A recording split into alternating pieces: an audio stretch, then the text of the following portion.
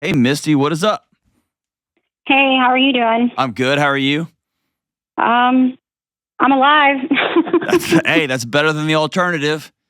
Right? And you sound like Wichita Falls. How long have you lived there? I'm born and raised here. It does not surprise me. I see Kelly nodding. You Uh-oh. sound like Wichita Falls. Good on you. Okay, so what's up?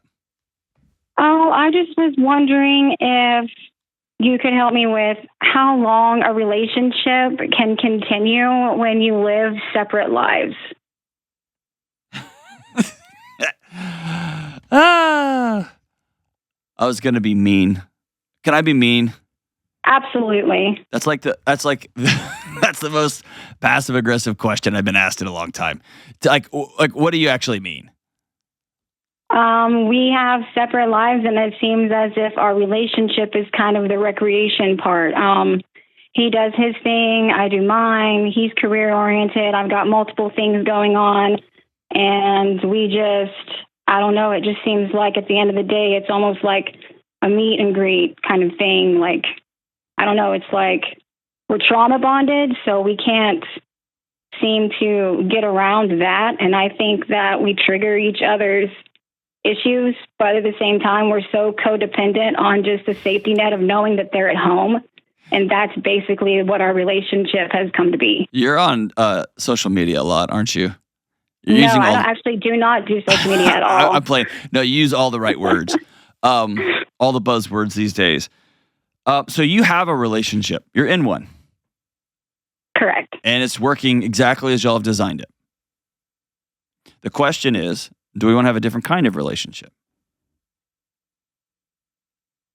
Does that make sense? You have one, and y'all are roommates. It sounds like y'all hook up every once in a while, and it sounds like you like the pacifier and blankie effect of there's always going to be a warm body when I get there.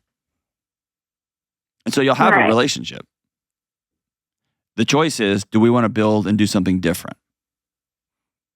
And it doesn't have to be guided by a trauma bond. And it doesn't have to be guided by codependency. It can be guided by, here's what we are choosing our relationship to be like.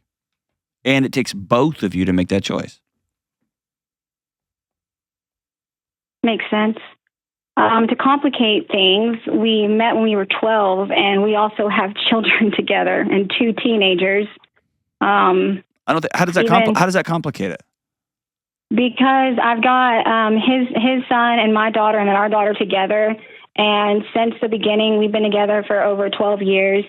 He's kind of kept us separate. Like, he was living with me, but when he got his son, who was 5 at the time, he kept us separated. And now that our daughter is almost 10 that we have together, now he's suddenly wanting to incorporate the family thing when he's trained us all to keep each other separate. Stop with that. Stop with that, Misty.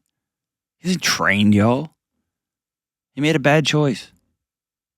Or he thought he could just separate his life and have this life and then that life and that life, and then he realized that's not working. I want to bring this stuff together. It's going to be uncomfortable for everybody. But you're not a Pavlovian dog. I mean, you're a grown-up. And so he's now saying, hey, I want to have everybody together. You get to make a choice. I don't want that. I refuse to have that. In fact, I'd rather not have a relationship with you than have that. I'm trying to give you your ownership back. And you seem to have outsourced it to, well, we've known each other for a long time. Well, he's got another kid by another kid. Well, he's wanted to try to keep everything separate, and that's not work. Like, kind of like the old quote, like, it's not that I just learned 10,000 ways how to not make a light bulb. Okay, well, y'all have learned a lot of ways to not do this. Now y'all can choose something different. But you're in the driver's seat.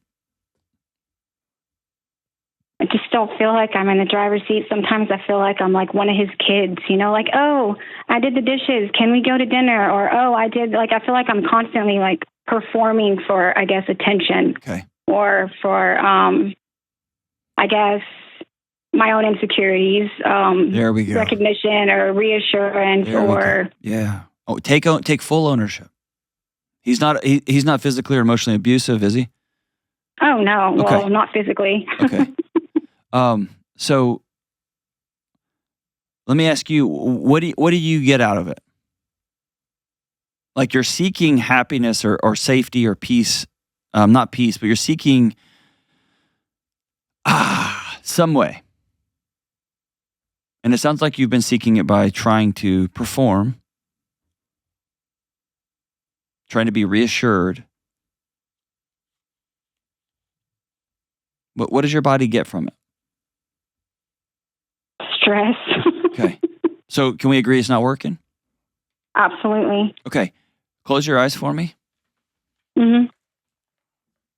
What do you want this, like, imagine he walks in from being at work and you've got, 3 kids at home? Well, I've got 2 at home full time. Okay, 2 at home full time. Do you work full time? Yes, but I work from home, but I also homeschool the little one. Good God Almighty. Okay. So again, making choices. We're creating a very chaotic life for ourselves. And yes, I get wanting to homeschool. And yes, there are some financial realities to how much money we do or don't have. And if you're a full-time homeschooler of young kids, then you are not being fully present with your employer. That will end at some point. Well, I'm an author, so I write at my own pace. Okay. Is that a job? Are you making money? Yes, I'm published. That's not what I asked you. I know tons of published authors. I think the average book that's sold in the United States sells less than 12 copies or something like that. I mean, some insanely low number. Do you contribute to the bills on a weekly or monthly basis? Yes. Okay. So however you set it up, he walks in the door after being at work. How do you want that house to feel? Give me some words. Safe, comfortable. Okay. Get underneath comfortable, get underneath safe. Those are too broad. Be really specific. What does safe look like? What does it feel like?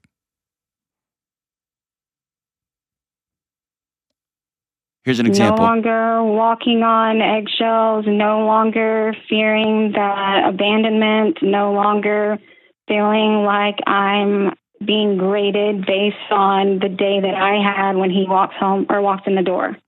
All of these things you just outsourced it all. I'm asking you. Okay? Mm-hmm. And I hope you see where I'm headed here.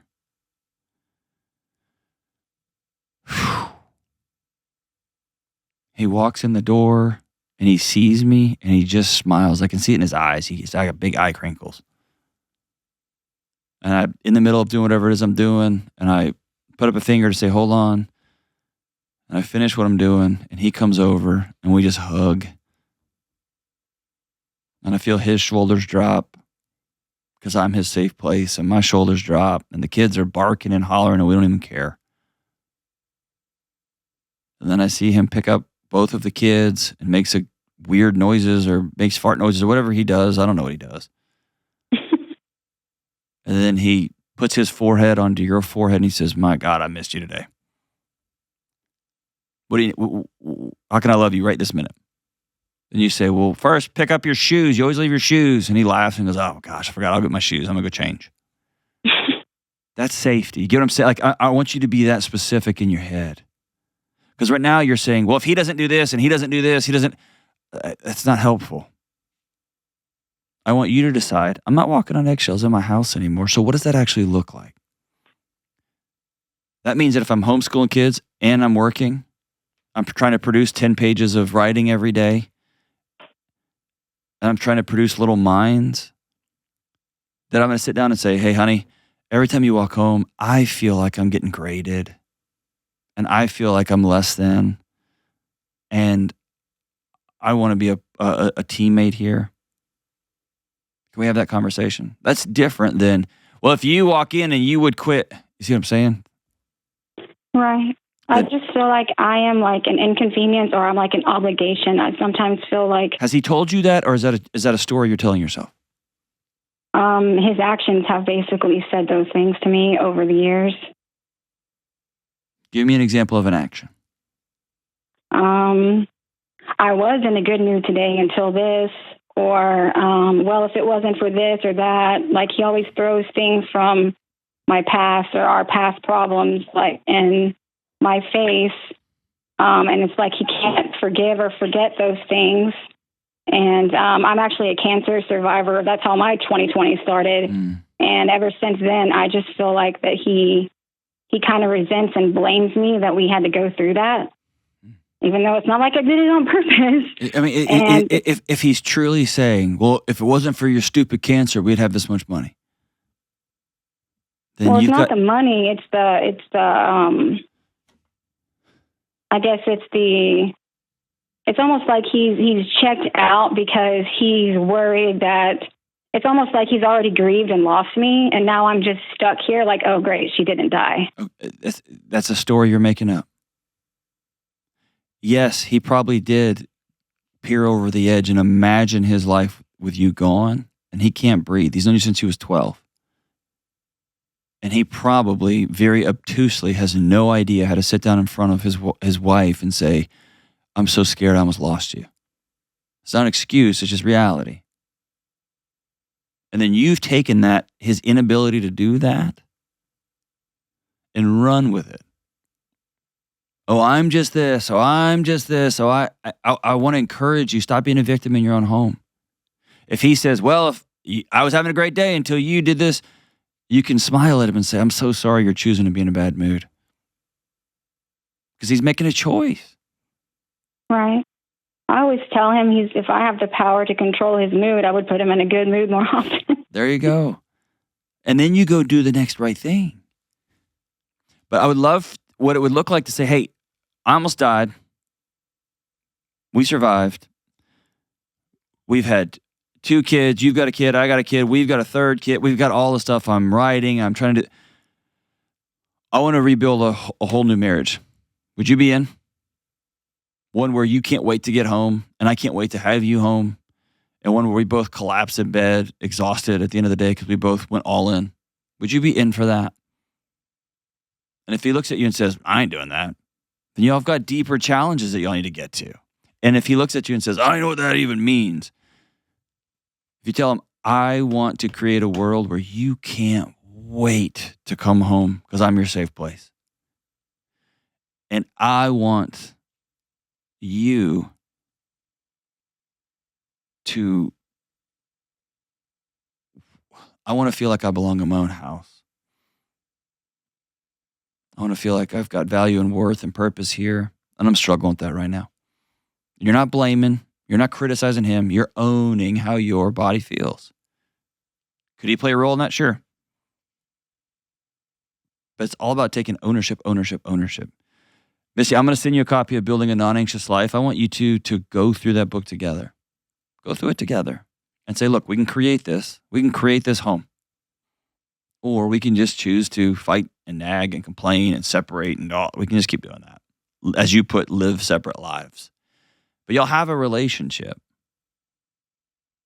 The choice is, do we want to build a new one? Do we want to build something totally different? We get to do that.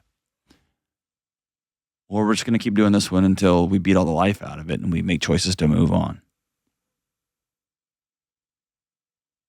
I absolutely, with all my heart, believe y'all can build something new if you want to. It's going to take both of you, and it's going to take no more blaming, no more criticizing. It's going to take constructive support and negotiation and care moving forward. I believe you can do it.